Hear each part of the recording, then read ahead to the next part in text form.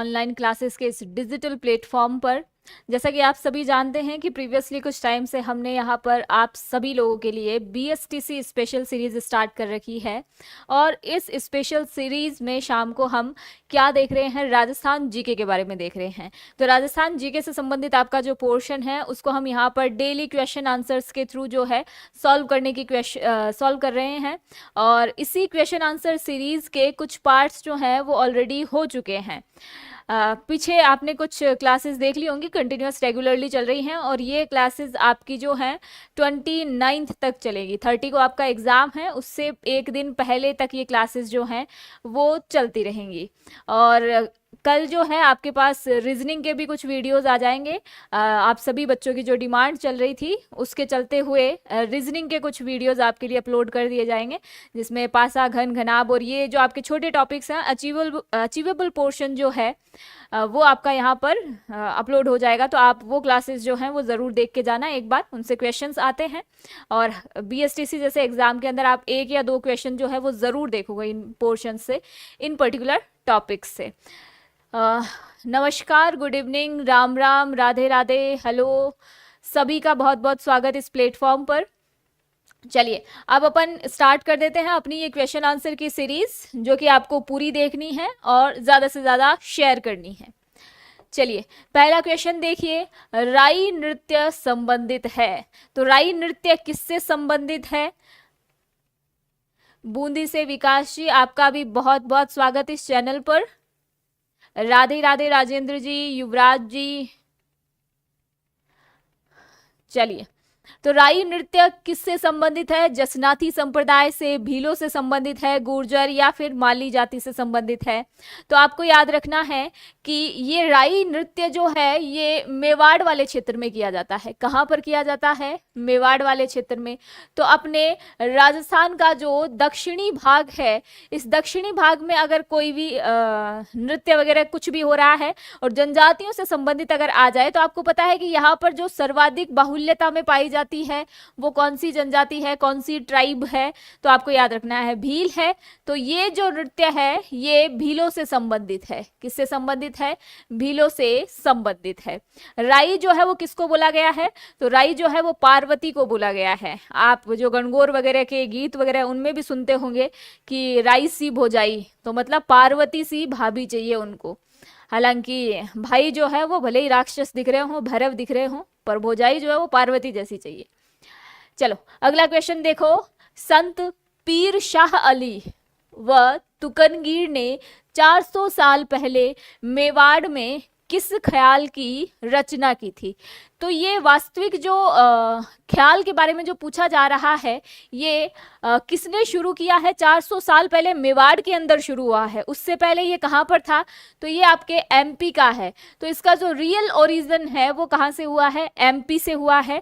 और MP से बाद में इसको, क्योंकि आप जानते हो कि राजस्थान के निचले वाले भाग में MP की सीमा टच होती है, और वहां से ये तो सीमा वाला क्षेत्र ही हो गया एकदम। तो यहाँ से इस वाले क्षेत्र के अंदर, यानी कि मेवाड़ में इसको किसने स्टार्ट किया था 400 साल पहले? तो ये शाह अली और तुकनगीर ने स्टार्ट किया था। कौन सा है? तो तुर्रा और कलंगी।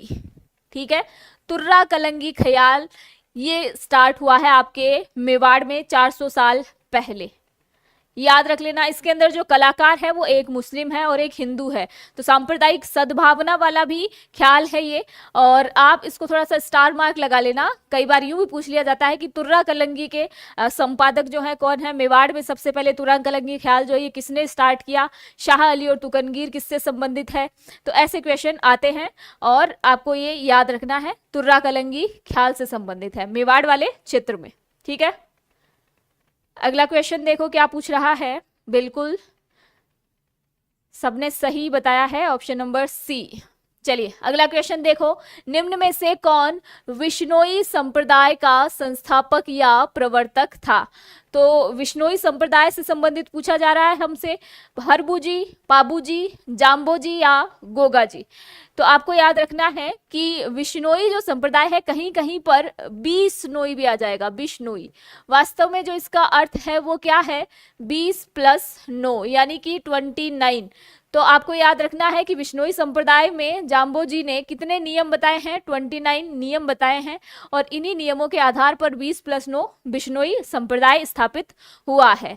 तो इस संप्रदाय के संपादक कौन है, जाम्बोजी हैं। ठीक है, वैसे याद रखना कि मुकाम बीकानेर जो है इसकी प्रधान पीठ है, लेकिन बिश्नोई जाति जो है ये सबसे ज्यादा कहाँ पर पाई जाती है, तो ये आपके जोधपुर वाले क्षेत्र में है। ठीक है, बिश्नोई सबसे ज्यादा जोधपुर में रहते हैं और इनका जो प्रधान स्थान है वो कहां पर है, मुकाम बीकानेर। ठीक है, तो ऑप्शन नंबर सी जो है वो हमारा राइट आंसर हो जाएगा। बिल्कुल 29 नियम जाम्बोजी। हाँ, जंब सागर ये इनका जो है ग्रंथ था। बिल्कुल, मुकाम तलवा, समराथल, इनसे संबंधित और भी स्थान रहे हैं। अब देखो, शेखावाटी के ग्राम कटराथल में अप्रैल 1934 एडी में किसके नेतृत्व में हजारों जाट महिलाओं ने किसान आंदोलन में भाग लिया।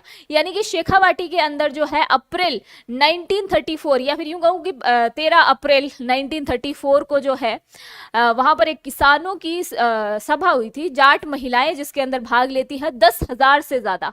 तो यहाँ पर अगर आपको 1000 की जगह ये भी मिल जाए ना कि किस शेखावाटी के किस सम्मेलन के अंदर 10,000 से अधिक महिलाओं ने भाग लिया था, तो आप याद रखना कि ये कटराथल सम्मेलन था, जो कि आपके सीकर वाले क्षेत्र के अंदर आता है। शेखावाटी वाला क्षेत्र सीकर जो है वहां पर, तो सीकर में 10,000 महिलाओं का नेतृत्व किसने किया, इस तरीके से भी क्वेश्चन आ सकता है। आपको लैंग्वेज कुछ भी दे, आपको बस थोड़ा सा याद रखना है कि किशोरी देवी जो है उन्होंने यहाँ पर इन महिलाओं को संबोधित किया था। नेतृत्वकर्ता कौन थी यहाँ पर, तो नेतृत्वकर्ता हो जाएंगी आपके किशोरी देवी। इसी कटराथल सम्मेलन से एक और क्वेश्चन आ जाता है कि जो मुख्य वक्ता रही है इसकी, वो वक्ता कौन रही है, तो मुख्य वक्ता का भी आप याद रखना, उत्तमा देवी। कौन है, उत्तमा देवी। इन्होंने इतना प्रखर भाषण दिया यहाँ पर जाट किसान आंदोलन के अंदर, या फिर यूं कह सकते हो कि कटराथल सम्मेलन के अंदर, कि महिलाएं जो हैं सामंतों के विरोध में चल रहा था और सामंतों को माफी मांगने पड़ गई थी यहाँ पर। बिल्कुल, तो आप ये याद रखना कि वक्ता पूछे यहाँ पर तो वक्ता कौन है, उत्तमा देवी है। नेतृत्वकर्ता पूछे तो नेतृत्वकर्ता कौन है, किशोरी देवी हैं। ये अपने क्रांतिकारी हुए हैं हरलाल सिंह, तो ये हरलाल सिंह की वाइफ है, तो ये भी आप याद रख लेना, वाइफ ऑफ हरलाल सिंह। तो ये थोड़ा सा याद रखना, किशोरी देवी मोस्ट इंपॉर्टेंट लगा लेना इस क्वेश्चन को, ऐसे क्वेश्चन जो है वो एग्जाम में पूछे जाएंगे। बिल्कुल सभी ने बी आंसर दिया है, बहुत खूब। अगला क्वेश्चन देखो, विश्व का सबसे बड़ा चांदी का पात्र किस शहर में है। क्या पूछा गया है कि विश्व का सबसे बड़ा चांदी का पात्र किस शहर में है, राजसमंद, नागौर, जयपुर या फिर भरतपुर। तो आपको याद रखना है कि जयपुर का जो सिटी पैलेस है, जयपुर के सिटी पैलेस के अंदर ये चांदी के 2 बड़े पात्र रखे हुए हैं। कितने, 2 बड़े पात्र रखे हुए हैं। आपसे यूं भी पूछ लिया जा सकता है कि विश्व की जो सबसे लंबी पगड़ी है वो कहाँ पर है, तो पगड़ी की अगर बात आए तो आप क्या बताओगे, पगड़ी की बात आते ही आप लिखोगे उदयपुर। बागोर की जो हवेली है वहां पर रखी हुई है विश्व की सबसे बड़ी पगड़ी। लेकिन फिर भी पगड़ी से संबंधित क्वेश्चन जो है वो नहीं पूछे जा सकते ऐसा। लेकिन ये आप याद रखना कि जयपुर, और ये जयपुर ग्रामीण नहीं आएगा, ये प्रॉपर जयपुर के अंदर ही है। जो भी आपके किले वगैरह हैं ये सब जयपुर के अंदर ही रखे गए हैं, आमेर वगैरह इन सब का जो क्षेत्र है वो जयपुर ही है। ठीक है, ये भी आप याद रखना, जयपुर ग्रामीण नहीं है। तो सिटी पैलेस के अंदर विश्व के सबसे बड़े चांदी के पात्र रखे गए थे, और इन चांदी के पात्रों में गंगा जल ले जाया गया था कहां पर, लंदन। लाइव जो है अभी क्लास स्टार्ट हुई है कान्हा यादव, अपनी क्लास डेली 5:15 बजे से 5:15, 5 से 5:15 के बीच जो अपनी क्लास जो है वो स्टार्ट हो जाती है। तो मोस्टली हमारा यही टाइम है। अगला क्वेश्चन देखो, सौथी संस्कृति का संबंध किससे है। तो सौथी संस्कृति, इसको हम और क्या बोल सकते हैं, इसको हम बोल सकते हैं कालीबंगा प्रथम। हम तो क्या बोल सकते हैं भाई, इतिहासकार जो नाम दे के चले गए हम तो उनको पढ़ रहे हैं। तो तो इसे क्या कहा जाता है? कालीबंगा प्रथम कहा जाता है। इस संस्कृति की या सोंथी सभ्यता की खुदाई जो है, उत्खनन जो है, वो किसने की है? तो इसको इनक्रेव करने का श्रेय जो है ये किसको जाता है? अमलानंद घोष को जाता है। अमलानंद घोष को 1953 के अंदर। कहां पर है ये सोंथी सभ्यता? तो ये सोंथी सभ्यता आपके हनुमानगढ़ में है। ऑप्शन नंबर ए जो है वो आपका राइट आंसर हो जाएगा। बिल्कुल।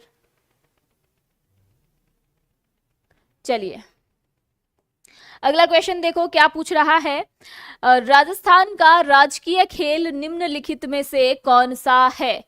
तो हमसे ये नहीं पूछा गया है कि भारत का बताओ, हमसे क्या पूछा गया है? राजस्थान का राजकीय खेल पूछा गया है। तो कई जो है यहाँ पर कंफ्यूज हो जाएंगे हॉकी आते ही, लेकिन हमारे यहाँ का जो राजकीय खेल है वो क्या है? बास्केटबॉल है। ठीक है, ऑप्शन नंबर ए जो है वो हमारा राइट आंसर हो जाएगा। 1948 में जो है, इसको लिखना चाहो तो लिख लो भाई, 1948 में इसे राजकीय खेल जो है वो घोषित किया गया था, बास्केटबॉल को। बिल्कुल बिल्कुल।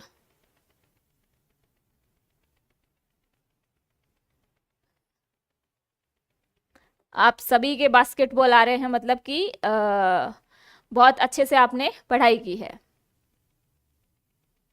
अगला देखो, निम्न में से किसका चित्रण कपड़े पर नहीं किया जाता है? तो ये आपको याद रखना है कि कपड़े पर चित्रण किस किस का होता है। पहले तो कपड़े पर चित्रण जो है फड़ का होता है। हम देखते ही हैं फड़ जो है कपड़े पर चित्रित की जाती है। पर चित्र जो है ये भी कपड़े पर होते हैं। पिछवाई नाथ द्वारा की फेमस है, और नाथ द्वारा में पिछवाई जो है उस पर किसका चित्रण होता है? कृष्ण की लीलाओं का चित्रण होता है। पाने पाने जो अपन ऐसे भी कॉपी के पेजेस जो हैं, नोटबुक के पेजेस जो हैं, उनको क्या बोलते हैं? पन्ने ही बोलते हैं। तो ये पाने जो है ये वही है, ये एक्चुअली क्या है? कागज है, और इसके ऊपर आपके किसी भी कलाकृति की, किसी भी देवी देवता की प्रतिकृति जो है वो चित्रित की जाती है। आप देखते हो कि दिवाली के ऊपर जो है पोस्टर्स आते हैं, तो ये बेसिकली पाने जो हैं ये वही पोस्टर्स हैं। ठीक है, तो इनका चित्रण कागज पर होता है, कपड़े पर नहीं होता। ठीक है, तो ऑप्शन नंबर डी जो है वो राइट आंसर हो जाएगा। अगला क्वेश्चन देखो, जयानक की प्रसिद्ध रचना कौन सी थी? तो जयानक की प्रसिद्ध रचना के बारे में पूछा जा रहा है। तो जयानक की प्रसिद्ध रचना आपके हो जाएगी पृथ्वीराज विजय। जयानक जो है वो कश्मीर के थे। ठीक है, कहाँ के थे? तो इनका जो मूल स्थान है वो कश्मीर था। मूल स्थान कश्मीर। ठीक है, ये याद रखना आप। और इनकी जो रचना है वो कौन सी है? पृथ्वीराज विजय। कोचिंग कहाँ है? कोचिंग देखिए आपके जयपुर में स्थित है, और ये ऑनलाइन प्लेटफॉर्म पर ही है अभी। अगला क्वेश्चन देखो, तमाशा ख्याल के मंच को क्या कहा जाता है? तो तमाशा ख्याल जो है, तमाशा होता कहाँ पर है? तो तमाशा देखो आपके कहाँ पर होता है? जयपुर के अंदर होता है। कहाँ पर? जयपुर में। आपके प्रताप सिंह जो है, सवाई प्रताप सिंह, उनके शासनकाल में फेमस हुआ था, और यहाँ पर सवाई प्रताप सिंह लेके आए थे। और तमाशा ख्याल का जो मंच होता है उसको क्या कहा जाता है? अखाड़ा कहा जाता है। तो ये थोड़ा सा इंपॉर्टेंट क्वेश्चन है, आपको याद रखना है कि तमाशा ख्याल के मंच को क्या कहा जा रहा है? अखाड़ा कहा जा रहा है। ठीक है, याद रह जाएगा। अगला क्वेश्चन देखो क्या पूछ रहा है। भारत में सर्वाधिक बाजरा उत्पादक राज्य है। अगर ये तो इसने क्या पूछा है? भारत का पूछा है।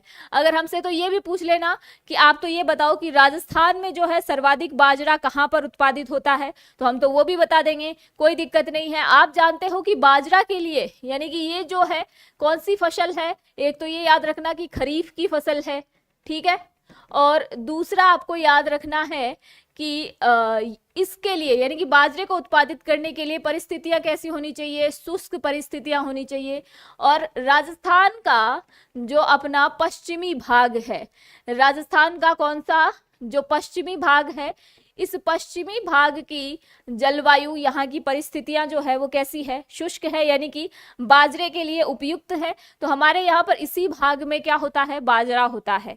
अब राजस्थान का पहला स्थान है भारत में, और राजस्थान में अगर पूछ ले तो राजस्थान में जो अग्रिम उत्पादक क्षेत्र है वो कौन सा है, बाड़मेर है। तो ये भी आप थोड़ा सा याद रख लेना। हाँ बिल्कुल, लेस वाटर रिक्वायर्ड होता है इसके लिए, इसीलिए तो मैंने कहा ना शुष्क परिस्थितियों में भी बाजरा जो है बहुत इजीली ग्रोन अप हो जाता है। देखिए अभी ऑफलाइन क्लासेस नहीं चल रही है, सिर्फ ऑनलाइन प्लेटफॉर्म पर ही क्लासेस अवेलेबल है। अगला क्वेश्चन देखो, राजस्थान में स्थापत्य कला का जनक किसे कहा जाता है? तो आपको पता है कि स्थापत्य कला का जनक, तो आपको याद रखना है कौन सा ग्रंथ, वीर विनोद। किसका है? कवि राजा। कवि राजा इनका विरुद्ध है, या फिर यूं कह सकते हो इनकी उपाधि है, कवि राजा श्यामल दास। कवि राजा श्यामल दास ने किसको बताया है? उन्होंने बताया है महाराणा कुंभा को। क्या कहा है? उन्होंने कहा है कि ये जो है राजस्थान में स्थापत्य कला के जनक हैं। क्यों हैं? क्योंकि इन्होंने इस ग्रंथ में बताया है कि कुंभा ने जो है मेवाड़ में टोटल कितने 84 दुर्गों में से 32 दुर्गों का निर्माण करवाया है। किसने करवाया है? कुंभा ने करवाया है। इसलिए इन्हें क्या कहा जा रहा है? स्थापत्य कला का जनक। तो महाराणा कुंभा, ठीक है, याद रख लेना थोड़ा सा। 84 में से 32 दुर्गों का निर्माण, बिल्कुल बिल्कुल सही बता रहे हैं आप। अगला क्वेश्चन देखो, जयपुर के कछवाहा राजवंश की आराध्य देवी कौन थी? तो जयपुर का कछवाहा राजवंश, उसकी आराध्य देवी के बारे में पूछा जा रहा है। मैंने आपको पहले भी बता दिया है कि ये जो सभी आप देख रहे हो क्वेश्चंस, इनमें कहीं ना कहीं मैं आपको ये क्वेश्चन करवा रही हूँ देवियों के, फिर भी आप सभी राजवंशों को देख के जाना कि उनकी आराध्य देवी कौन सी है, इष्ट देवी और कुल देवी, दोनों का थोड़ा सा याद रखना। हाँ बिल्कुल राहुल, आपने ये जो विरुद्ध उनके बताए हैं, हाल गुरु, दान गुरु, चाप गुरु, अभिनव भट्टाचार्य, ये सभी जो हैं वो किसके हैं? कुंभा के ही विरुद्ध हैं। तो आपको याद रखना है कि ये जयपुर की कछवाहा शासकों की कुलदेवी कौन सी है? शिला देवी है, ठीक है। आपको सभी राजवंशों की कुल देवियां वगैरह, आराध्य देवियां वगैरह जो है वो देख के जानी है। जमुवाय माता, उसका संबंध किससे है? जयपुर के कछवाहा राजवंश से ही है। और इनकी आराध्य देवी कौन है? शिला देवी है, ठीक है। और आपको बिल्कुल याद रखना है कि इस मूर्ति के बारे में कहानी है कि जो बंगाल के राजा थे आपके केदार, उनके पास ये मूर्ति थी और ऐसा कहा जाता था कि जिसके पास भी ये मूर्ति रहेगी उसको कोई विजित नहीं कर सकता। तो पहले मान सिंह ने ये मूर्ति चुराई, फिर केदार को हराया और फिर ये मूर्ति यहाँ पर लाकर स्थापित की गई है। तो शिला देवी की मूर्ति याद रखनी है आपको।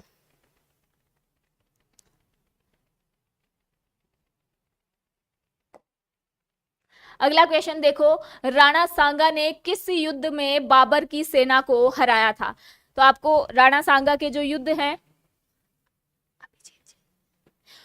उनके बारे में पता होगा ऑलरेडी कि कौन कौन से उन्होंने युद्ध किए थे। एक्चुअली राणा सांगा का पूरा जो जीवन काल है वो किस में निकल गया था? युद्धों के दौरान ही निकल गया था। स्टार्टिंग में ही बाड़ी का युद्ध आप पढ़ लेते हो, खातोली का युद्ध पढ़ लेते हो। अब इनके बाबर के साथ 2 युद्ध हुए थे, दोनों ही इंपॉर्टेंट है।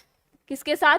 बाबर के साथ इनके 2 युद्ध हुए थे। एक हुआ था, पहले हुआ था एक्चुअली बयाना का युद्ध, एंड इसके फिर 1 महीने बाद जो है वो खानवा का युद्ध हो गया था, ठीक है।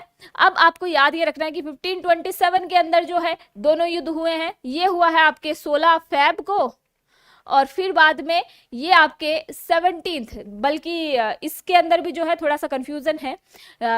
कुछ इतिहासकार जो है इसको 16 एग्जैक्टली बताते हैं। तो ये आपके कब हुआ है?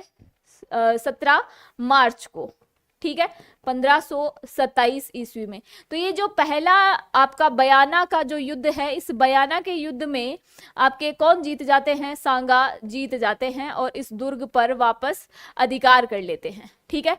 तो यहाँ पर आपको याद रखना है ये बयाना का युद्ध और खानवा का युद्ध। खानवा के युद्ध में क्या होता है कि बाबर जीत जाता है। यहाँ पर कौन जीत जाता है? बाबर। और इससे संबंधित आपको एक और पाती पर्वन परंपरा भी याद रखनी है। कई बार ये भी पूछ लिया जाता है कि पाती पर्वन परंपरा जो है ये किससे संबंधित है, तो आपको पूछ लिया जाए तो आप बता देना। अब तो किस युद्ध में बाबर की सेना को हराया? तो हराया आपको नोट रखना है, और बयाना के युद्ध में जो है इन्होंने हराया था, ठीक है। अगला क्वेश्चन देखो क्या पूछ रहा है, सर्वाधिक उपजाऊ माने जाने वाली मिट्टी कौन सी है? तो सर्वाधिक उपजाऊ कौन सी मिट्टी है? लवणीय मिट्टी, कभी भी लवणीय मिट्टी जो है वो उपजाऊ होगी क्या? हमने जो पीएच स्केल पढ़ा था, अगर 7 से ऊपर पीएच स्केल है तो वो मिट्टी लवणीय है, जिप्सम से उसका इलाज करना पड़ता है, वो उपजाऊ नहीं है। जिसका पीएच लेवल 7 हो वो उपजाऊ है, वो न्यूट्रल है आपके। तो आपको याद रखना है कि रेतीली मिट्टी जो है ये आपके कैसे उपजाऊ हो सकती है। ऐसे रेतीली मिट्टी अगर उपजाऊ होती तो पश्चिमी राजस्थान जो है वो बहुत हरा भरा होता। भूरी मिट्टी जो है ये कंपैरेटिवली जो है कम उपजाऊ है, ठीक है। सबसे ज्यादा उपजाऊ जो है इनमें वो कौन सी मिट्टी है? जलोढ़ या दोमट मिट्टी है। नदियां अपने साथ लेकर आती हैं जलोढ़ मिट्टी, और यही सबसे ज्यादा उपजाऊ है। तो आप जब इंडियन पढ़ते हो तो भी आप पढ़ते हो कि जो गंगा यमुना का दोआब क्षेत्र है, उस दोआब क्षेत्र के अंदर ही सबसे ज्यादा लड़ाइयाँ वगैरह हुई है उस क्षेत्र को लेकर, और उस क्षेत्र को सबसे ज्यादा उत्पादक क्षमता वाला क्षेत्र माना जाता है। कोई भी अगर अपनी कैपिटल वगैरह आप देखते हो, हर्षवर्धन के काल में कैपिटल जो है वो कन्नौज थी। तो ये कैपिटल बनाने का सिस्टम या फिर उस क्षेत्र पर अधिकार करने के लिए बहुत सारे युद्धों का होना, ये सभी क्या बता रहे हैं कि ये मिट्टी जो है या फिर इस मिट्टी वाला जो क्षेत्र है वो उपजाऊ है, यानी कि वहां खाने पीने की पानी की समस्या नहीं आएगी, ठीक है। चलिए, तो ऑप्शन नंबर ए राइट हो जाएगा। अगला क्वेश्चन देखो, सिंह पर सवार गणेश जी की मूर्ति कहां पर स्थित है? रणथंबोर में, कोटा में, सिरोही में या फिर बीकानेर के अंदर? सिंह पर सवार पूछ लिया जा सकता है, आपसे पूछ लिया जाता है त्रिनेत्र गणेश मंदिर, आपसे पूछ लिया जाएगा बाजना गणेश मंदिर। तो बाजना गणेश कहाँ है, त्रिनेत्र कहाँ पर है? तो सिंह पर सवार यानी कि सिंह पर सवार प्रतिमा जो है वो कहाँ पर स्थित है? बीकानेर। हेरंब गणपति, हैरान हो जाओगे ना आप कि भाई गणेश जी जो है वो शेर पे कैसे बैठ गए, उनकी सवारी तो क्या है, मूषक राज है। तो यहाँ पर आपको याद रखना है कि हेरंब गणपति जो है ये आपके कहाँ पर स्थित है? बीकानेर के अंदर है। त्रिनेत्र जो है ये रणथंबोर, आप जानते ही हो, रणथंबोर राष्ट्रीय उद्यान आप पढ़ते हो, वहां पर भी आप इसको देखते हो। रणथंबोर दुर्ग पढ़ते हो तो भी आप देखते हो। और बाजना गणेश जो है ये कहाँ पर है? ये है आपके सिरोही में, ठीक है। तो ऑप्शन नंबर डी राइट हो जाएगा।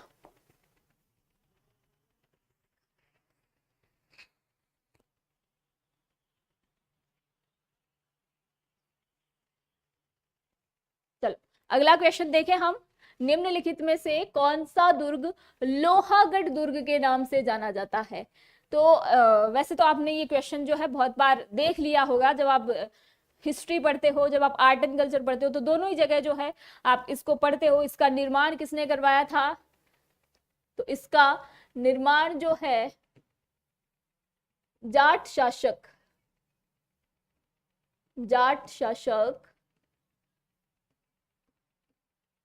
सूरजमल, जाट शासक सूरजमल ने करवाया था। और इसको लोहागढ़ दुर्ग क्यों कहा गया है, इसे और किस किस नाम से जानते हो आप? ये भी आपने पढ़ लिया। बाजना बीकानेर नहीं है भाई, सिरोही है, ठीक है। तो आपको याद रखना है ये भरतपुर दुर्ग के बारे में बात कर रहा है कि कौन सा दुर्ग लोहागढ़ दुर्ग के नाम से जाना जाता है। एक क्वेश्चन जो है वो इससे ये भी बनता है कि किस किले को अभेद्य दुर्ग कहा जाता है? कौन सा अभेद्य दुर्ग कहा जाता है, क्यों कहा जा रहा है? तो ब्रिटिश ऑफिसर हैं, तो उनका नाम क्या है? Lord lake. तो ये लॉर्ड लेक महोदय जो है ये ब्रिटिशर हैं, और इस ब्रिटिशर ने कितनी बार लोहागढ़ दुर्ग पर 5 से 6 बार जो है, कई बार आपको 5 बार मिल जाएगा, कई बार 4 बार मिलेगा। तो याद रखना कि 5 बार जो है इस दुर्ग को विजिट करने की कोशिश की थी, लेकिन नहीं कर पाए। इस वजह से भी हम इसे क्या कहते हैं? अभेद्य दुर्ग कहते हैं, ठीक है। तो ये आपको याद रखना है। और लॉर्ड लेक जो है वो इस पर 5 बार चढ़ाई करते हैं, एक बार भी सफल नहीं होते हैं। किस पीरियड में करते हैं? 1804-5 के पीरियड में करते हैं, ठीक है। और सूरजमल जो है इनको क्या कहते हैं? जाटों का प्लेटो, अफलातून, इन्हीं को कहा जाता है, जाटों का प्लेटो, अफलातून। ये सभी किसके विरुद्ध है? सूरजमल के विरुद्ध है। तो ये भी आप थोड़ा सा याद रखना, ठीक है। तो आपका ऑप्शन नंबर सी जो है वो राइट हो जाएगा। अगला क्वेश्चन देखो, राजस्थान में रेलवे भर्ती मंडल कहाँ पर स्थित है? तो रेलवे भर्ती मंडल जो है वो कहाँ पर स्थित है? आपको ज्यादा सोचना नहीं है, आपके अजमेर के अंदर रेलवे भर्ती मंडल है। आपका खुद का जो बोर्ड है वो भी कहाँ पर है? घूघरा घाटी के अंदर ही है, आरपीएससी। तो ये भी आप जानते हो। बिल्कुल जल्दी जल्दी करवा रहे हैं, बिल्कुल लेट नहीं कर रहे हैं। तो अजमेर के अंदर आपका रेलवे भर्ती मंडल है। अगला क्वेश्चन देखो स्क्रीन पर, हिंदू प्रतिमा शास्त्र की अनुपम निधि किसे कहा जाता है? रणकपुर के जैन मंदिर, दिलवाड़ा के जैन मंदिर, जगत के मंदिर, कीर्ति स्तंभ। तो आपको याद है कि कुंभा ने जो है सारंगपुर विजय के बाद क्या बनवाया था? कीर्ति स्तंभ। इसे क्या कहा जाता है? मूर्तियों का अजायब घर कहा जाता है। मूर्तियों का अजायब घर क्यों कहा जाता है? तो यहाँ पर जो है बहुत सारे देवी देवताओं की इस इमारत पर क्या लगी हुई है? मूर्तियां लगी हुई है। तो सभी के दर्शन जो है आपको एक ही जगह हो जाते हैं। तो हिंदू प्रतिमा शास्त्र की अनुपम निधि है ये। मूर्तियां बनाई हुई है, प्रतिमाएं बनाई हुई है, तो किसकी अनुपम निधि होगी? प्रतिमा शास्त्र की। राजस्थान में निम्नलिखित में से कौन सा प्राकृतिक भाग सर्वाधिक विस्तृत है? तो हमसे क्या पूछा जा रहा है? कौन सा प्राकृतिक भाग जिसका क्षेत्रफल जो है वो सर्वाधिक है? तो आप जब राजस्थान का मैप देखते हो तो राजस्थान के मैप में आप ये जो पश्चिमी भाग देखते हो, इस पश्चिमी भाग का क्षेत्रफल जो है, इसका विस्तार जो है वो आपको 61% मिलता है। यहाँ पर जो जनसंख्या निवास करती है वो कितनी जनसंख्या निवास करती है? 40%, यानी कि टोटल की 40% जनसंख्या इस क्षेत्र के अंदर, इस थार डेजर्ट के अंदर जो है वो निवास करती है। तो आपको याद रखना है कि सबसे ज्यादा विस्तृत क्षेत्र जो है वो कौन सा हो जाएगा? उत्तर पश्चिमी रेगिस्तान हो जाएगा। ठीक है, ऑप्शन नंबर ए राइट है। अगला क्वेश्चन देखो, आईने अकबरी की रचना की थी, यानी कि आईने अकबरी की रचना किसने की थी? इसके साथ ये भी आ जाए कि अकबरनामा की रचना किसने की थी? तो अकबर के नवरत्नों में सम्मिलित है कौन? आपको नाम पता होगा ऑलरेडी, अबुल फजल। तो अकबर के नवरत्न थे और ये अबुल फजल जो है इन्होंने ही किसकी रचना की थी? आईने अकबरी और अकबरनामा की। ठीक है, तो आपका ऑप्शन नंबर सी जो है वो इस क्वेश्चन के लिए राइट आंसर हो जाएगा। चलिए अगला क्वेश्चन देखो, वर्ष 2021-22 में राजस्थान मसाला उत्पादन में देश में कौन से स्थान पर है? प्रथम स्थान पर, द्वितीय स्थान पर, तृतीय स्थान पर या फिर चतुर्थ स्थान पर? तो राजस्थान किसके अंदर पूछा जा रहा है? मसाला उत्पादन के अंदर पूछा जा रहा है कि देश में कौन से स्थान पर रहा है। तो सबसे पहले स्थान पर तो तमिलनाडु है, उसके बाद दूसरे स्थान पर जो है वो कौन सा है? राजस्थान स्टेट है। तो ये आपके इकोनॉमी वाले पार्ट से क्वेश्चन है, करंट अफेयर से भी पूछ देख सकते हो आप। मोस्टली जो है आप इसको कंटिन्यू करते हो तो किस चैप्टर के अंदर, किस सब्जेक्ट के अंदर कंटिन्यू करते हो? इकोनॉमी के अंदर कंटिन्यू करते हो। तो ये क्वेश्चन भी पूछने की संभावनाएं हैं, इसलिए ऐड कर दिए गए हैं यहाँ पर। करवा चौथ का व्रत सुहागिन स्त्रियां किस तिथि को करती है? तो ये त्योहारों से संबंधित क्वेश्चन आपने देख लिया होगा ऑलरेडी, हमारा जो सेशन है इसके लिए हो चुका है। तो ये आपका पूछा गया है कि करवा चौथ कब मनाई जाती है? तो कार्तिक माह के अंदर, मैंने आपको कंटिन्यू बताया है कि कार्तिक माह के अंदर 5 त्योहार तो कंटिन्यू ही आते हैं और उन्हीं में से आपको पहले कार्तिक माह के याद रखने हैं कि कृष्ण पक्ष के अंदर जो है चतुर्थी जो आती है वही आपकी क्या होती है? करवा चौथ होती है। स्त्री अपने पति की लंबी उम्र के लिए ये व्रत रखती है। और इसके बाद आप और जो है 5 त्योहार कंटिन्यू देखते हो। छोटी दीपावली, धनतेरस से स्टार्ट हो जाते हैं, धनतेरस, छोटी दिवाली, बड़ी दिवाली। हाँ हाँ बिल्कुल बिल्कुल, कार्तिक कृष्ण चतुर्थी को ये आपके मनाई जाती है। ठीक है, महिलाओं का त्योहार है और पुरुषों की जेब खाली होती है इस दिन। प्रसिद्ध चित्रशाला किस राज प्रसाद में स्थित है? तो चित्रशाला का उल्लेख जो है ये हम कहाँ पर पढ़ते हैं? चित्रशाला का उल्लेख किया जाता है बूंदी के अंदर। तो बूंदी के अंदर चित्रशाला स्थित है। ठीक है, क्या बातें चल रही हैं आप लोगों की यहाँ पर? सरस्वती नदी का दूसरा नाम क्या है? तो हमारा जो राजस्थान का उत्तरी भाग है, कौन सा?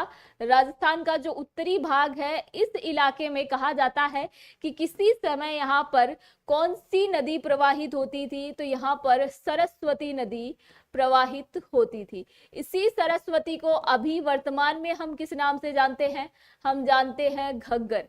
हालांकि इसके नाम और भी हैं, द्वशरती है, मृत नदी है, बहुत सारे नाम इसके बारे में आपको मिल जाएंगे। लेकिन आप याद रखना कि ये जो प्राचीन आप सरस्वती वाला क्षेत्र जानते हो, इसी सरस्वती को वर्तमान में हम किस नाम से जानते हैं? घग्गर के नाम से जानते हैं। तो अपना कौन सा ऑप्शन सही हो जाएगा? ऑप्शन नंबर सी राइट हो जाएगा। अगला क्वेश्चन देखो, निम्न में से जय बाण नाम है। तो जय बाण किसका नाम है? खुद से ही बता रहा है वैसे तो ये कि एक किले का नाम है, दुर्ग का नाम है, तोप का नाम है या पुस्तक का। तो आपको याद रखना है कि ये एक पुस्तक का नहीं, ये एक तोप का नाम है। किसका? तोप का नाम है। किस दुर्ग में स्थित है ये? तो आपको याद रखना है कि ये आपके जयगढ़ के अंदर स्थित है। किसने निर्माण करवाया है? तो महाराजा जय सिंह ने करवाया है। और इसका जो तोप का गोला जो है वो एक बार चला और उससे चाकसू के अंदर कौन सा तालाब बन गया? गोलेराव तालाब बन गया।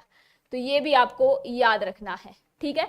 एक ही बार इसका यूज हुआ है। विश्व में सबसे बड़ी तोप जो है वो यही है और अपने यहाँ जयगढ़ दुर्ग के अंदर स्थित है, ठीक है। तो ये आपका ऑप्शन नंबर सी जो है वो सही हो जाएगा। अगला क्वेश्चन देखो, भारत का सबसे बड़ा कृषि फार्म कहां पर है?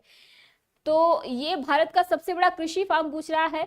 आपको याद रखना है कि सूरतगढ़ के अंदर जो है सबसे बड़ा कृषि फार्म है। कहां पर? सूरतगढ़, गंगानगर की अगर बात करें हम, तो ये सबसे बड़ा कृषि फार्म है। यहाँ पर यांत्रिक कृषि फार्म है। आपके ऑप्शन नंबर सी जो है इस क्वेश्चन के लिए राइट हो जाएगा, ठीक है। अगला क्वेश्चन देखो, सहकारी तंत्र में संचालित शक्कर का कारखाना स्थित है।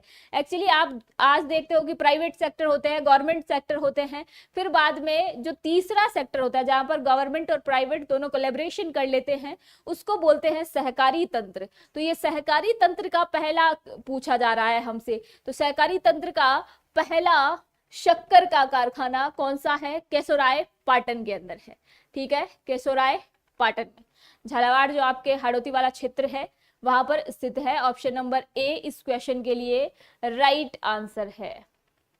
अंकित जी आपका बहुत बहुत स्वागत। सी इसका कैसे दे रहे हो आप?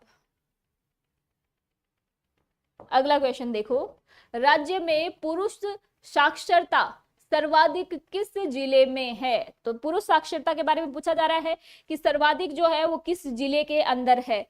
पुरुष साक्षरता की बात हो रही है तो आपको याद रखना है कि आपका झुंझुनू जो है वो इसमें अग्रणी जिला है, ठीक है। 79 पॉइंट कुछ जो है यहाँ पर शायद साक्षरता का स्तर है। तो आप ये याद रखना कि पुरुष साक्षरता के अंदर स्पेसिफिकली साक्षरता नहीं पूछी है, साक्षरता फिर उसका क्लासिफिकेशन करके पुरुष साक्षरता और महिला साक्षरता पूछी जाती है। तो पुरुष साक्षरता जो है सबसे ज्यादा कहाँ पर है? झुंझुनू के अंदर है। अगला देखो, राजस्थान का जल दुर्ग है। राजस्थान का जल दुर्ग यानी कि जो भी जल से घिरा हुआ दुर्ग है, दुर्गों की कैटेगरी जो है शुक्र नीति के अनुसार हम पढ़ते हैं। तो आप वहां पर दुर्गों के टाइप वगैरह पढ़ते हो तो उसमें आपको बताया जाता है कि एरण दुर्ग कौन सा है, जल दुर्ग कौन सा है, इसको ही आप औद्योगिक दुर्ग भी कहते हो, है ना। तो ये आपका कौन सा हो जाएगा? गागरोन दुर्ग है। कौन सा? गागरोन दुर्ग है। इस क्वेश्चन को आप थोड़ा सा स्टार मार्क लगा लेना। ये आपके आरएस जैसी बड़ी परीक्षा हो, असिस्टेंट प्रोफेसर जैसी बड़ी परीक्षा हो, या फिर सीईटी जैसी एग्जाम हो, पटवारी जैसी एग्जाम हो, सब में ही ये क्वेश्चन जो है वो आते रहते हैं। तो ये आप थोड़ा सा याद रखना, ठीक है। अगला क्वेश्चन देखो, राज्य में सबसे अधिक भेड़ें किस जिले में पाई जाती है? तो भेड़ पशु संपदा से मैंने आपको बताया ही था कि जी नहीं, वो क्वेश्चन आप फिर से देखना एक बार, सही बताया है मैंने। तो ये देखना कि राज्य में सबसे अधिक भेड़ें कहां पर पाई जाती है। तो जोधपुर में, बाड़मेर में, बीकानेर के अंदर, जैसलमेर के अंदर। क्लास का टाइम जो है, ये हमारी क्लास जो है शाम को इवनिंग में 5 बजे से या फिर 5:15 से जो है स्टार्ट हो जाती है। ठीक है, और ये सेशन जो है, ये क्वेश्चन जब तक खत्म नहीं होते तब तक कंटिन्यू चलती रहती है। इसका कोई फिक्स टाइम पीरियड हमने नहीं रखा है। मोस्टली हम कोशिश करते हैं कि 1-1.5 घंटे के अंदर ये क्वेश्चन जो है वो हम करवा दें। ठीक है, बिल्कुल। तो आप याद रखना कि सबसे अधिक भेड़ पूछी गई है हमसे, तो भेड़ जो है सबसे ज्यादा कहां पर है, बाड़मेर के अंदर है। ऑप्शन नंबर बी जो है वो आपका राइट आंसर हो जाएगा। इससे पहले भी हमने देखा था कि बाड़मेर के अंदर हमने क्या देखा था, बाजरा सबसे ज्यादा अग्रणी उत्पादक क्षेत्र है। ठीक है, अगला क्वेश्चन देखो। बिल्कुल बिल्कुल ठीक है, मैं देख लूंगी।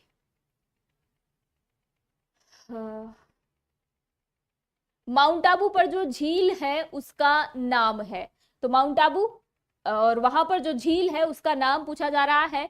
कहा जाता है कि ये देवताओं ने अपने नाखूनों से खोद के बनाई थी, इस वजह से इसे क्या कहा गया है, नक्की झील कहा गया है। क्वेश्चन जो है वो इस तरीके से भी पूछ लिया जा सकता है कि सर्दियों में राजस्थान की कौन सी झील जो है उसमें बर्फ जम जाती है। तो ये आप याद रखना कि राजस्थान में ऐसी एक ही झील है और ये है आपके नक्की झील। सर्वाधिक ऊंचाई पर है और ऊंचाई पर अगर हो तो टेम्परेचर जो है वो धीरे धीरे लो होता जाता है और इस वजह से सर्दियों के अंदर यहाँ पर बर्फ जम जाती है। ठीक है, तो नक्की झील आपका राइट आंसर हो जाएगा।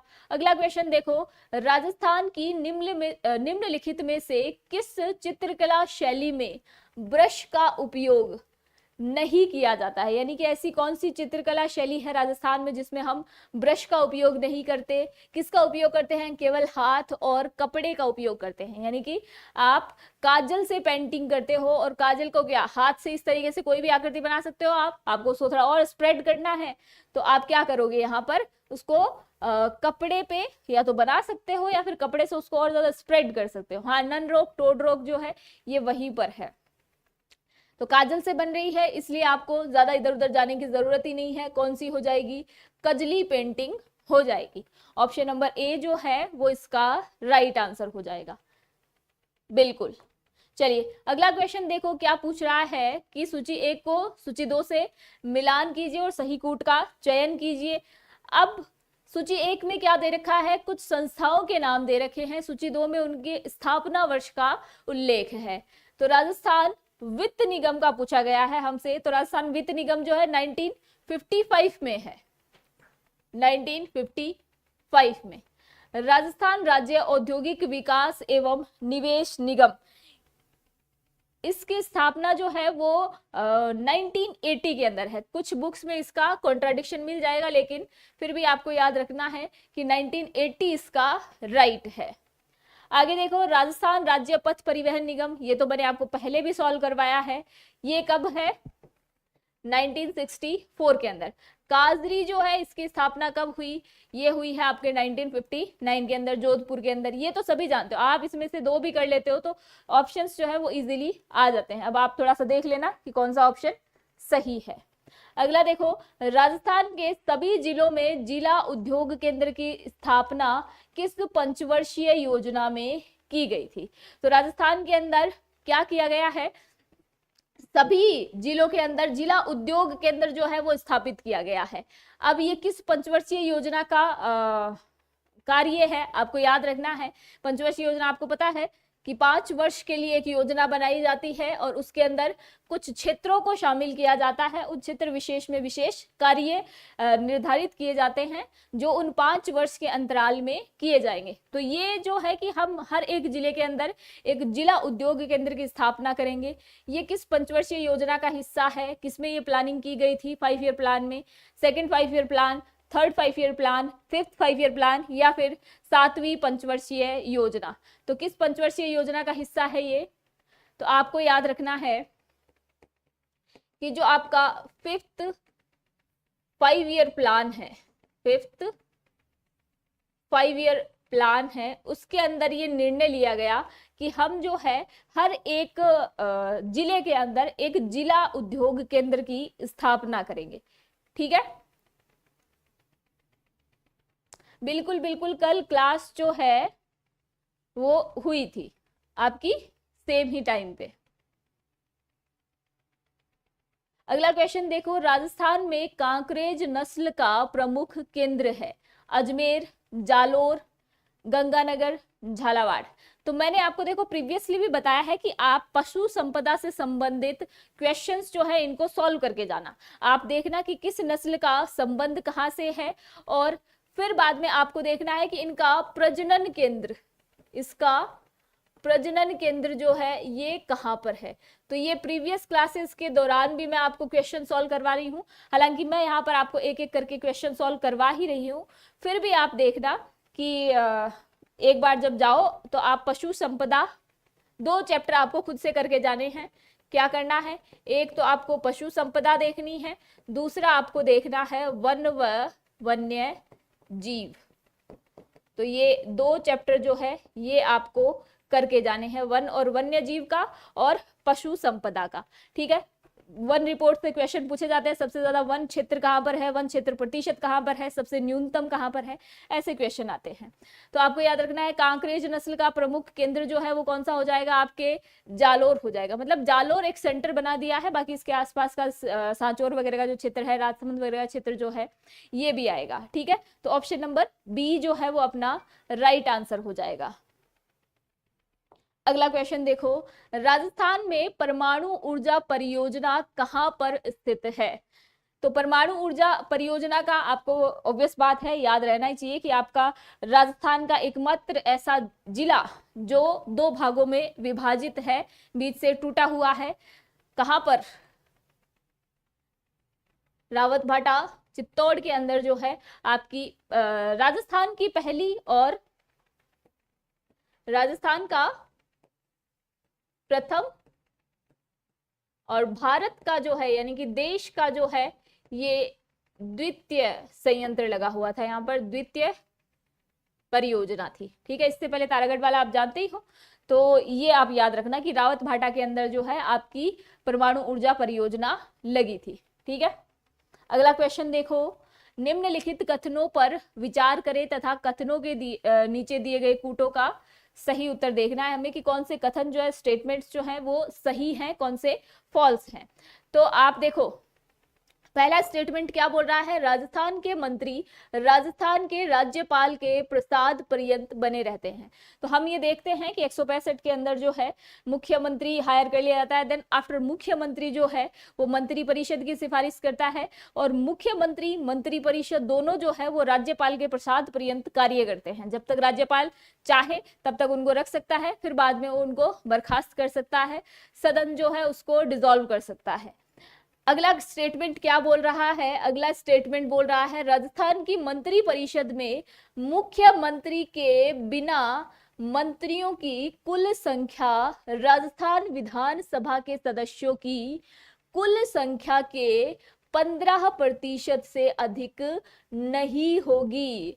तो आपको ये स्टेटमेंट जो है वो ध्यान से देखना है। इसमें क्या कहा गया है कि विधानसभा की जो कुल संख्या है उसके 15% से अधिक नहीं होगी।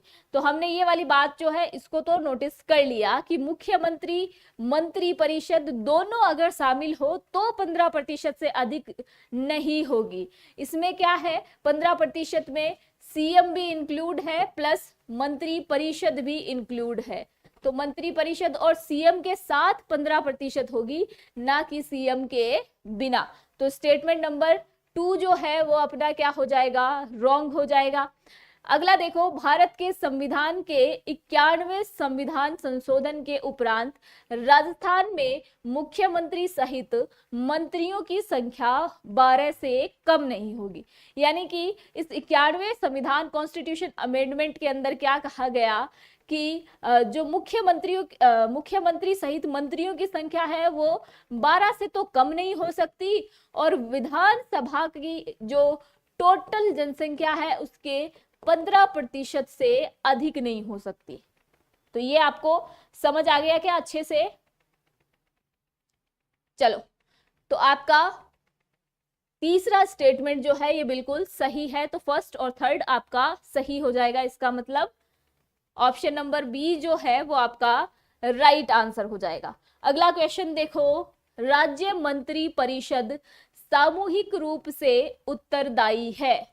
तो एक तो होता है पर्सनली आप किसी की तरफ उत्तरदायी हो, दूसरा पूछा गया है कि सामूहिक रूप से उत्तरदायी है। कोई बात नहीं, आप क्वेश्चन है और यहां पर गलती करो कोई दिक्कत नहीं, आपको एग्जाम में गलती नहीं करनी है, बस बात इतनी ध्यान रखनी है। थर्ड स्टेटमेंट जो है वो ये बोल रहा है कि आप ये जो 15% यहाँ पे बता रहे हो ना कि विधानसभा में जो भी टोटल जनसंख्या है, मतलब टोटल जो सदस्यों की संख्या है उसके 15% से कम नहीं होने चाहिए, यानी कि अधिक नहीं होगी। यानी कि या तो विधानसभा में मान लो 200 मेंबर्स हैं, 200 मेंबर का 15% जो है वो सीएम प्लस उसकी मंत्री परिषद होगी। और यहाँ पर बोल रहा है 91वां संविधान संशोधन जो है उसके अंदर ये अमेंडमेंट किया गया कि मुख्यमंत्री और सीएम और उसकी मंत्री परिषद जो है ये टोटल जो है 12 सदस्यों से कम नहीं हो सकते, यानी कि मिनिमम 12 तो आपको रखने ही है, फिर 12 से आगे आप इस 15% तक, अब इस 200 का 15% जो भी है वहां तक आप सदस्य रख सकते हो, इससे ज्यादा जो है वो आप नहीं रख सकते। ठीक है, अब देखो अगला क्वेश्चन क्या पूछ रहा था कि मंत्री परिषद सामूहिक रूप से उत्तरदायी है, तो सामूहिक रूप से मंत्री परिषद जो है वो किसके प्रति उत्तरदायी है? अपने यहाँ राज्य के बारे में पूछा गया है, तो राज्य में किसकी तरफ उत्तरदायी रहेंगी ये? तो किसके प्रति उत्तरदायी? विधानसभा के प्रति उत्तरदायी। अगर यूं पूछ ले कि व्यक्तिगत रूप से जो है वो किसके प्रति उत्तरदायी है, तो व्यक्तिगत रूप जब अगर पूछे आपसे तो व्यक्तिगत रूप में इनको किसकी वजह से अपॉइंटमेंट मिली है? इनको मिली है राज्यपाल के प्रसाद प्रियंत, तो व्यक्तिगत रूप में ये किसके प्रति उत्तरदायी रहेंगे? राज्यपाल के प्रति उत्तरदायी रहेंगे। ठीक है, चलो अगला क्वेश्चन देखो, राजस्थान विधानसभा के ज्योति नगर स्थित भवन का लोकार्पण कब किया गया था? ये क्वेश्चन जो है क्या पूछ रहा है आपसे कि विधानसभा का जो ज्योति नगर के अंदर अब आप ऑफिस देख रहे हो इसका लोकार्पण जो है वो कब किया गया था? तो आपको याद रखना है कि इस भवन का लोकार्पण आपके 2001 के अंदर किया गया है। कब किया गया है? 2001 के अंदर। ठीक है, अगला क्वेश्चन देखें हम। चलिए कोई बात नहीं राहुल जी, आप तो कंटिन्यू करो अपनी पढ़ाई, बाकी सारी चीजें जो है चलती रहेंगी। भारत के राष्ट्रपति के चुनाव में राजस्थान के एक विधायक का मत मूल्य क्या है? तो राष्ट्रपति का इलेक्शन होता है, उस इलेक्शन में अपने यहाँ पर कुछ विधायक चुने जाते हैं, वो जनसंख्या के अनुपात में उन विधायकों का मत जो है वो काउंट होता है। तो यहाँ राजस्थान में जो एक विधायक है उस विधायक का मत मूल्य जो है ये कितना है? तो हमारे यहाँ पर जो मत मूल्य होगा वो 129 होगा। कितना होगा? 129। यानी कि एक विधायक जब राष्ट्रपति के चुनाव में हिस्सा लेता है तो उसके मत का जो वेटेज होता है वो 129 होता है। ठीक है, अगला क्वेश्चन आपकी स्क्रीन पर, निम्नांकित में से राजस्थान के प्रथम मुख्य सचिव कौन थे? SW शिवे सर्वकर और किशनपुरी, के राधाकृष्णन, भगवत सिंह मेहता। तो हमें यहाँ पर बताना है कि प्रथम मुख्य सचिव कौन थे। तो प्रथम मुख्य सचिव कब बने थे? 13 अप्रैल 1949 को बने थे। कब? 13 अप्रैल 1949 को। और किसने ली थी इस समय मुख्य सचिव के रूप में शपथ? तो वो आप याद रखना, श्री के राधाकृष्णन। तो ये हमारे प्रथम क्या थे? मुख्य सचिव थे। और वर्तमान में कौन है? फटाफट से कमेंट करके बताओ। वर्तमान का क्वेश्चन जो है वो मैंने आपको सॉल्व करवा दिया है। 16वीं विधानसभा से जो जो आपके क्वेश्चन बन रहे थे वो मैंने आपको सॉल्व करवाए हैं। तो आप मुझे बताओ यहाँ पर कौन थे? वर्तमान के अंदर मुख्य सचिव कौन है? देलवाड़ा में तीर्थंकर नेमिनाथ के मंदिर का निर्माण 1230 ईस्वी में किसने करवाया था? तो देलवाड़ा के अंदर जो मंदिर का निर्माण है ये किसने करवाया था? तेजपाल आपका राइट आंसर हो जाएगा। बिल्कुल बिल्कुल सुधांश, पथ नहीं पंत लिखना उसको, चलो वो तो राइटिंग एरर है, टाइपिंग एरर है, कोई दिक्कत नहीं, पर आपने बिल्कुल सही आंसर दिया है। तो ये हमारे आज के जो क्वेश्चंस हैं ये हमने सॉल्व कर लिए हैं। अब जो है कल की क्लास के अंदर हम कुछ और क्वेश्चंस को सॉल्व करेंगे। हम देखेंगे कि राजस्थान जीके से और कौन कौन से क्वेश्चंस बन सकते हैं। और आपको याद रखना है कि 2 दिन आपकी स्पेशल मैराथन लगने वाली है। कब कब लगने वाली है? 28 को और 29 को। इसका समय क्या है मैं आपको ऑलरेडी बता रही हूं कि समय है सुबह 11 बजे से। तो 11 AM से आपकी स्टार्ट हो जाएगी और कंटिन्यूअस चलेगी ये आपके 1 बजे तक। तो ये आपको याद रखना है, सबके सब जो है इस टाइम पहुंच जाना। जितने ज्यादा क्वेश्चंस होंगे हम उतने ज्यादा क्वेश्चन सॉल्व करेंगे इस सीरीज के अंदर, इस मैराथन क्लास के अंदर। और आपके एग्जाम से पहले बहुत सारे क्वेश्चंस आपकी नजरों में आ जाएंगे। तो एग्जाम के टाइम जो है वो आपको इतनी ज्यादा दिक्कत पैदा नहीं होगी। आपने बहुत सारे क्वेश्चंस जो है उनको सॉल्व कर लिया होगा। तो हम 2 दिन के अंदर जो है बहुत अच्छा पोर्शन जो है उसको कवर कर लेंगे। उससे पहले हमारी डेली क्लासेस चल ही रही हैं और ये 2 दिन आप थोड़ा सा टाइम का थोड़ा सा ध्यान रखना, ठीक है? अच्छा, जब उठो तभी सवेरा, और इसी के तहत सुखराम जी कसवा ने जो है गुड मॉर्निंग भेज दिया है। RS मेंस का एग्जाम है, क्या बात है। आपको मेरी तरफ से अग्रिम शुभकामनाएं। मैं चाहती हूँ कि आपका सिलेक्शन जो है वो SDM की पोस्ट पे ही हो। आपका इंटरव्यू, आपका मेंस जो है बहुत अच्छा जाने वाला है। पॉजिटिव ही रहना, पॉजिटिव सोचना। और जो भी यहाँ पर BSTC से जुड़े हुए विद्यार्थी हैं उन सबको भी मैं यही कहूंगी कि नेगेटिव मत होना, पॉजिटिव थिंकिंग रखना। यूं मत सोचना कि मेरे मार्क्स इतने नहीं आए तो मैं क्या करूंगा। जैसा आप सोचते हो आपका जो सराउंडिंग है वो वैसा ही हो जाता है। अगर आप बहुत नेगेटिव नेगेटिव सोच रहे हो, नेगेटिव थॉट्स आएंगे, फिर आप नेगेटिव जोन के अंदर चले जाओगे। इससे अच्छा है कि मुझे जितना आता है मैं उतना तो सही करके आऊंगा, जो नहीं आ रहा उसको मैं पढ़ लेता हूँ या पढ़ लेती हूँ, अभी मेरे पास टाइम है। तो ये आपको थोड़ा सा ध्यान रखना है कि नेगेटिव जो भी आपकी नेगेटिविटी है उससे आपको उस जोन से, ऐसे दोस्तों से, सबसे थोड़ा अलग रहना है। और आपकी जो प्रिपरेशन है उसको कंटिन्यू करना है, खुद पे थोड़ा भरोसा करना है। डेली आपको यही बोलना है कि नहीं मैं कर सकती हूँ, मैं कर सकता हूँ, मुझसे हो जाएगा, थोड़ी मेहनत और, थोड़ी मेहनत और, मेहनत से सब कुछ पॉसिबल है, ठीक है? तो रिवीजन करना, ज्यादा से ज्यादा आपको पढ़ना है, रिवीजन करना है। बस यही सक्सेसफुल होने की है। इसके अलावा और कोई रास्ता नहीं है, कोई और वे नहीं है सक्सेस होने का। रिवीजन, फिर वापस पढ़ो, फिर रिवीजन, फिर वापस पढ़ो। मल्टीपल टाइम आपने रिवीजन कर लिया, आपकी चीजें जो है वो एकदम क्लियर कट हो जाएंगी माइंड में। कभी भी पूछो, सोते ही पूछो, उठते ही पूछो, नींद में उठा के पूछो, सब याद रहेगा, ठीक है? और बाकी हम जो है 1 दिन पहले आपके थोड़ा सा और चर्चा कर लेंगे कि किस तरीके से आपको पेपर देना है, कैसे अटेम्प्ट करना है, ज्यादा से ज्यादा क्वेश्चन जो है वो किस तरीके से आप अटेम्प्ट कर सकते हो, कौन सी सावधानियां आपको रखनी है। तो ये सारी चीजें जो है हम 1 दिन पहले डिस्कशन कर लेंगे अपने इस मैराथन वाले सेशन के अंदर। और आप सभी जो है पढ़ते रहिएगा। हम कल मिलेंगे सेम इसी टाइम पर। आपके सेंटर्स जो हैं, हाँ बिल्कुल, कल आपके BSTC के जो है एडमिट कार्ड आ चुके हैं, तो आपके सेंटर्स अलॉट हो गए होंगे। 1 दिन पहले वहां पर जाने की तैयारी जो है वो आप कर लेना, और टाइमिंग देख लेना, नियर बाई जो है प्लेस वो देख लेना। आप एग्जाम देने जा रहे हो तो बहुत ज़्यादा ऐसे नहीं कि 30-35 किलोमीटर अपने कोई दादा चाची का, मामा का, फूफा का घर है उधर चले जाएं, वहां से मैनेज हो सकता है तो कोई दिक्कत नहीं। अगर थोड़ी भी दिक्कत आ सकती है, परेशानी हो सकती है, तो बेहतर है कि आप नियर बाई कोई प्लेस जो है वो सर्च कर लो। PG वगैरह आजकल तो 1 डे जो है पॉसिबल हो जाते हैं। तो आप सभी को जो है मेरी तरफ से बहुत बहुत शुभकामनाएं। आप ऐसे ही पढ़ते रहिए, खुश रहिए, स्वस्थ रहिए।